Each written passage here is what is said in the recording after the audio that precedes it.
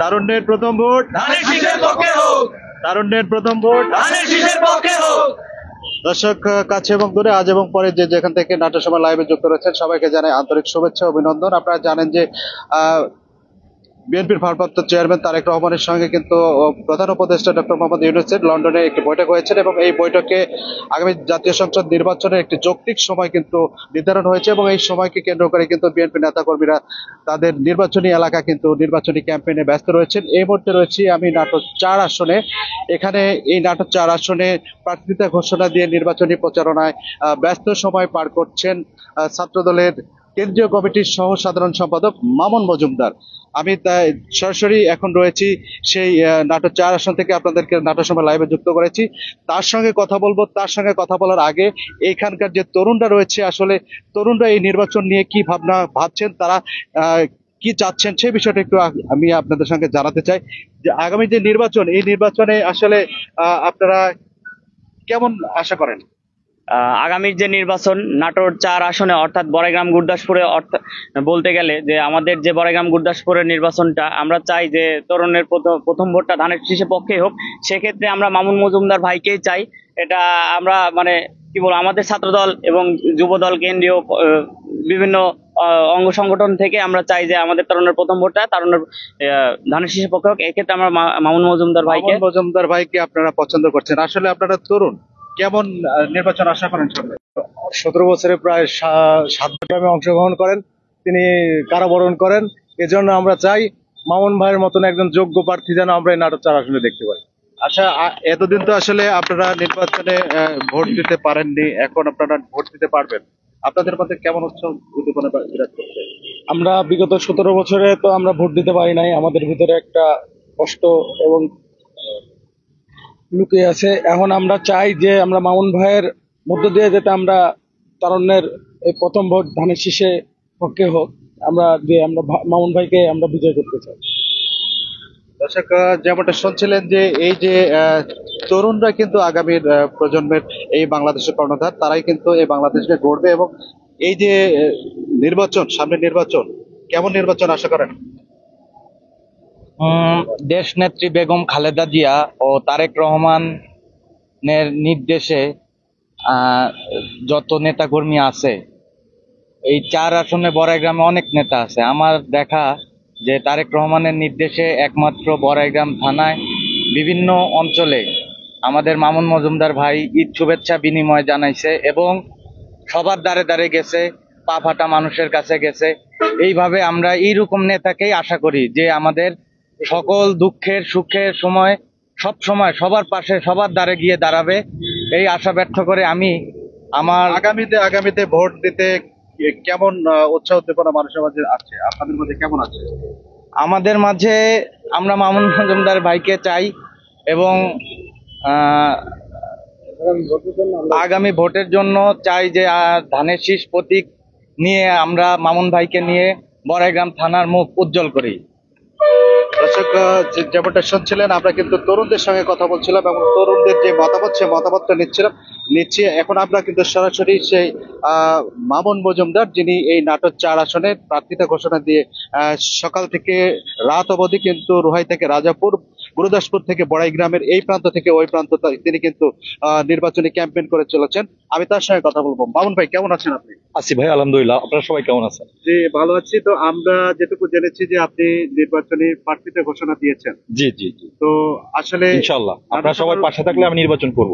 নাট্যসভা লাইভে যুক্ত রয়েছি এবং আপনার যে রাজনৈতিক ব্যাকগ্রাউন্ডটা সেটা যদি একটু বলতেন। আসলে আমি ছাত্র রাজনীতি শুরু করছি 2006 সাল থেকে, এই বনপাড়া বাজার থেকে, এই বনপাড়া পৌরসভা থেকে। আমার তখন আমি রাজনীতি করতাম আমাদের প্রয়াত ছাত্রনেতা আলমগীর ভাই, তার হাত ধরে আমাদের শহীদ সানাউল্লাহ বাবু ভাইয়ের হাত ধরে আমি ছাত্র জীবন শুরু করি। এইখান থেকে পর্যায়ক্রমে আমি যখন ছাত্র জীবন মানে ইন্টারমিডিয়েট শেষ করে ছাত্র জীবন ইস্যুর জন্য আমি ঢাকা সরকারি প্রাথমিক কলেজে ভর্তি হই, তখন সেইখানে ছাত্র রাজনীতি সেখানে আমি প্রথম দিন থেকেই শুরু করি। সেখান থেকে ছাত্র রাজনীতি করতে করতে সেখানে আমি ছাত্র দলের একটা পর্যায়ে গিয়ে আমি মাঝখানে অনেক কথা সেটা নাই বলি, একটা কমিটিতে আমি অ্যাড হই। সেই কমিটিতে দীর্ঘদিন, আসলে এই কথাটা না বললেই না, আমি ছাত্র জীবন শুরু করার, ঢাকায় ছাত্র রাজনীতি শুরু করার পর সেখানে আমার বড় ভাই, আমাদের শ্রদ্ধেয় অভিভাবক, রাজনৈতিক অভিভাবক আব্দুল কাদের ভূঁইয়া জুয়েল ভাই, যিনি দীর্ঘ 4 বছর ছাত্র জীবনে আপনার বিদ্রোহ করছে। টুকু ভাই আলিম ভাই কমিটিতে বিদ্রোহ ছাত্র দল করছে। সেই বিদ্রোহ করতে গিয়ে আমি দীর্ঘ 4টি বছর আব্দুল কাদের ভূঁইয়া জুয়েল ভাইয়ের সাথে ছাত্র জীবনেই বিভিন্ন কমিটি থেকে ছিটকে যাই বিদ্রোহ করতে গিয়ে। যাই হোক, একটা পর্যায়ে গিয়ে যখন আমাদের বড় ভাই, যার সাথে আমরা রাজনীতি করি, আব্দুল কাদের ভূঁইয়া জুয়েল ভাই, শরীফউদ্দিন জুয়েল ভাই, তাদের মাধ্যমে যখন আমরা কমিটি ছিনিয়ে আনি, আমাদের আব্দুল কাদের জুয়েল ভাই যখন ছাত্র দলের সভাপতি হন, তখন আমাদের ইউনিট কমিটি আসার পরে আমি তিতুমিরপুরের ছাত্র দলের যুগ্ম সাধারণ সম্পাদক পদে পদায়িত হই। সেইখান থেকে পর্যায়ক্রমে আমি গত কমিটিতে রাখি, শ্রাবণ জুয়েল ভাই কমিটিতে ছাত্র দলের সহ সাংগঠনিক পদে দায়িত্ব পালন করি। সেইখান থেকে তারপর পরবর্তী কমিটিতে আপনারা জানেন, দীর্ঘ আন্দোলন সংগ্রাম করার পরে অনেক কিছু পরে আমি এই কমিটিতে আরো ভালো জায়গায় আসার কথা ছিল, যদিও আমাকে ইনজাস্টিস করা হয়েছে আমার সাথে। এটা ছাত্র এই বাংলাদেশ জাতীয়তাবাদী ছাত্র দল কেন্দ্রীয় কমিটির বডির সবাই জানে আমার সাথে এই কমিটিতে ইনজাস্টিস করা হয়েছে। তো যাই হোক, এই কমিটিতে আমার একটা ছোট দায়িত্ব দিয়ে রাখছে, সেটা হচ্ছে ছাত্র দলের সহ সাধারণ সম্পাদক। এই পদ নিয়ে আমি রাজনীতি করতেছি। ইনশাল্লাহ আগামীতে আপনারা সবাই পাশে থাকলে আরো ভালো কিছু ইনশাল্লাহ করবো। আচ্ছা, এই যে আপনি তরুণদের নিয়ে চিন্তা ভাবনা করছেন এবং তরুণদের নিয়ে আসলে এগিয়ে চলেছেন, আপনি অলরেডি আমরা দেখেছি যে ফেসবুকে সুবাদে আপনি বড়াইগ্রাম এবং গুরুদাসপুরের বিভিন্ন জায়গায় গণসংযোগ করেছেন, তরুণদের কাছে গিয়েছেন। আসলে কেমন সাড়া পাচ্ছেন?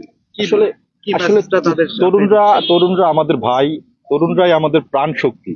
তরুণরা আমাদের সাথে, তরুণরা বিশেষ করে আমার সাথে আমি দেখছি গত 5 তারিখ পরবর্তী সময়ে আমি দীর্ঘ 5 তারিখের পরে এই বনপাড়ার বুকে আসার জন্য, এই বনপাড়া থেকে অসংখ্য তরুণ ভাইরা আমাকে বিভিন্নভাবে আসার জন্য উৎসাহ দিয়েছে, উদ্দীপনা দিয়েছে।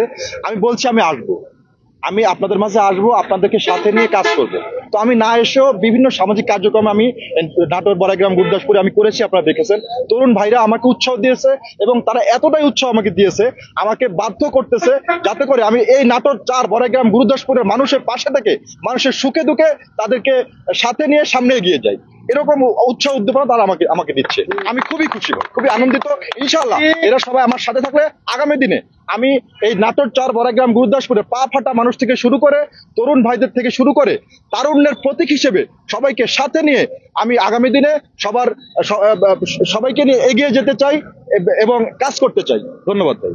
রাজপথের মামুন ভাই দেখতে চাই, সংসদে দেখতে চাই। রাজপথের মামুন ভাই, রাজপথের মামুন ভাই সংসদে দেখতে চাই। রাজপথের মামুন ভাই সংসদে দেখতে চাই। আন্দোলনের মামুন ভাই সংসদে দেখতে চাই, সংসদে দেখতে চাই। আন্দোলনের মামুন ভাই।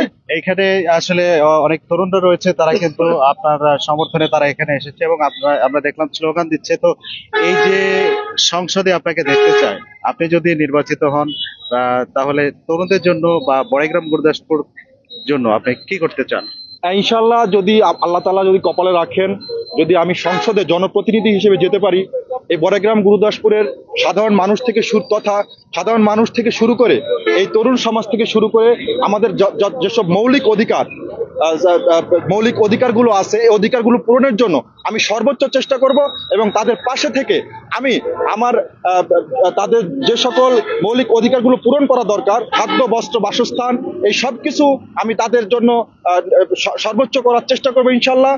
আপনারা যদি আমার পাশে থাকেন, আপনারা যদি সুযোগ দেন, আমি সবাইকে সাথে নিয়ে সুন্দর নাটোর গঠনের জন্য সর্বোচ্চ চেষ্টা করবো আমি। ধন্যবাদ। দর্শক, আমরা কথা বলছিলাম এই নাটোর 4 আসনের যিনি নির্বাচনী প্রচারণায় ব্যস্ত সময় পার করছেন সেই মামুন মজুমদারের সঙ্গে।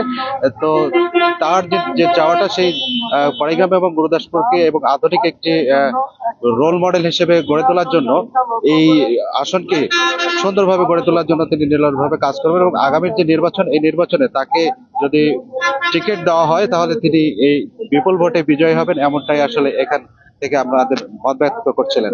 নাটোরের কথা।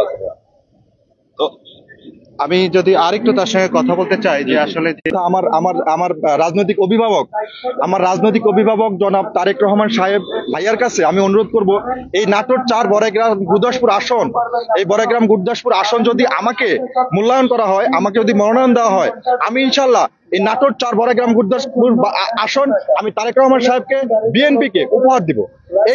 এই শক্তি, এই আশা, এই ভরসা আমি কনফিডেন্সের সাথে বলতেছি, এই নাটোর 4 বড়াইগ্রাম গুরদাসপুর আসনের মনোনয়ন যদি আমার হাতে তুলে দেওয়া হয়, তাহলে আমি এই আসন আমার রাজনৈতিক অভিভাবক জনাব তারেক রহমান সাহেবের হাতে আমি তুলে দেবো ইনশাল্লাহ।